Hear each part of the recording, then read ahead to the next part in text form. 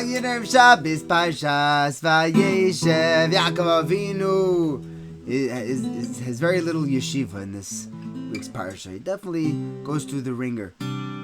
Yosef, the story is about Yosef and him going to his brothers and getting thrown in the pit. Then he's just Potiphar and the Sarah Mashkim Sarah. It's a crazy story about Yosef. But we find in this week's parsha the emes of Yaakov. It's an emes liYaakov. And Rav Pinkus asks, where do we see Pasha Pshat that Yaakov was the midah of emes? Avram Avinu is definitely chesed. Welcoming guests, he went to go rescue Lot, chesed.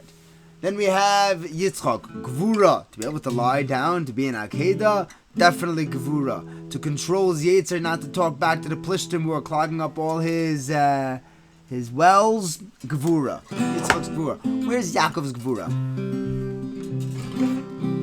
Where's Yaakov's emes, rather? And Rav Pinkus explains like this. Emes is absolute. Emes doesn't change. You can't, we don't say like, you hear sometimes, there's your truth and my truth. You do your truth, I'll do my truth. No, there's one truth. The truth doesn't waver. Yaakov went through the ringer. And yet, he was an Ish Tam Yeshiv Halim. He didn't change, didn't move, didn't budge, nothing. He stuck to his emes. He had a Messiah from the Rabbeinu Shalom that if one of these Shvatim died in his lifetime, Sefer Yerush Gehenim. Game over. Shvatim are done. Klal Yisrael's over. And as far as he was concerned, that just happened. He didn't flinch. He continued steiging. He didn't give up like Acher and say, look, I'm not getting any Olam Haba. Might as well enjoy Olam Hazeh. No. Because emes stays true no matter what. If you have emes, you can do the impossible. If you know that this is right, you don't have a choice. This is what the reality is. When Rav Weinberg was starting Eshet Torah, there were a lot of people that weren't totally on board with the idea. Were you going to go out and be Mekarev people? It was an interesting idea. It was new, it was fresh.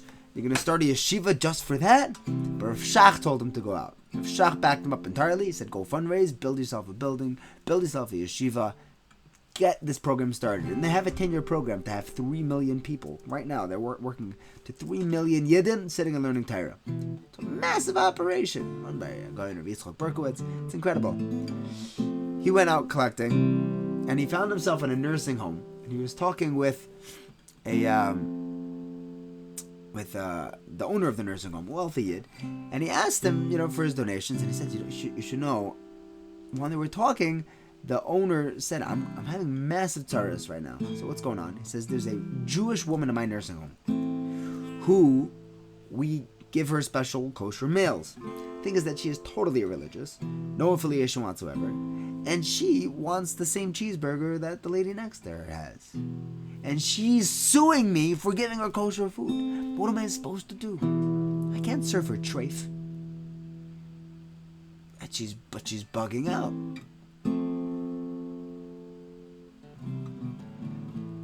That was the issue at hand. Rav Nech returned there a little while later, and he asked this Yid, by the way, whatever happened with that woman? How did the court case go? He said, oh no, there was no issue.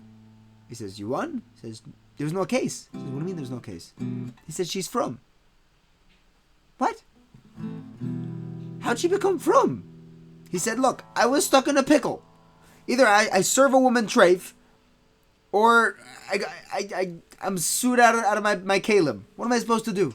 So I was Mekarev. I had no other option. When you have no other option, you do the impossible. If that's emes, that's emes. Rav Noach himself did that. Noach Weinberg, he had a bacher, brilliant Yid that Rav Meir's sister pulled in from the Kaisel, brings him in and says, hey, smart boy, interested in Yiddishkeit, bring him into the yeshiva? Sure, welcome in. He stayed there for 2 months and he takashtayed. And he was flying, he was soaring, he was headed to big places. But it was time to go back to college, said his American soul voice, whatever was going on over there. His parents were urging him to come back and start life. So he came into Rav Nech's office and he said, I have to go back to America. Noach realizes, like, look, I'll tell you what. I'll make you a deal. You have to go back. I understand that you're pretty good at chess. This guy wasn't just good at chess. He was a world champion. Top 10 in the world. Okay? Rav Noach says, I'll make you a deal. You and I, we're going to have a chess match. If you win, I pay for your ticket back to America. But if I win, you're staying here with me. Boy said, oh, okay. You want to pay for my ticket? Pay for my ticket. They got a hold of a chessboard. They set it up. 10 minutes later, Rav Noach won. He said, checkmate. It's ice cold. He said, okay, Rebbe, you win. I'm here. The guy's a Rosh Koilo today. And years later, he asked Rav Noach, how did you win? Have you ever played chess before? Rav Noach said, yeah, when I was like 11, I played. He said, were you any good? How did you beat me? I'm a master chess player. He said, of course I beat you. What was my option? I had no bechira. If I let you fly back to America, there is a Rosh Kollel going down the tubes. You would never see the light of Torah. I had no choice. So yeah, I won. Emes is unwavering. When it's emes, it happens. You stick with it no matter what. If we really felt like we had no choice but to stick with the Torah, to be Isaac and Torah at every spare moment that we have, and everything else that we're doing is just because we want to go back to learning Torah, then we'll be Oiske Sarasecha. We'll take care of the Yevonim, the Mezidim who were trying to take down the Oiske Sarasecha and saying, what are you doing being Isaac and Torah? Go do something. The Torah says that we're supposed to be Isaac and Torah. We're not just... The goal isn't to be Loimed Torah. The goal is to be Isaac and Torah. It would be Zeichet to have the clarity, the emes of Yaakov, Ishtar Moshe V'Olam. V'chulon mekablim aleihem, O Malchus Shamayaim. V'chulon mekablim aleihem, O Malchus Shamayaim. V'chulon mekablim aleihem, Oh, Malchus Shamayaim, Oh, Malchus Shamayaim, V'chulon mekablim aleihem, Oh, Malchus Shamayaim, Oh, Malchus Shamayaim,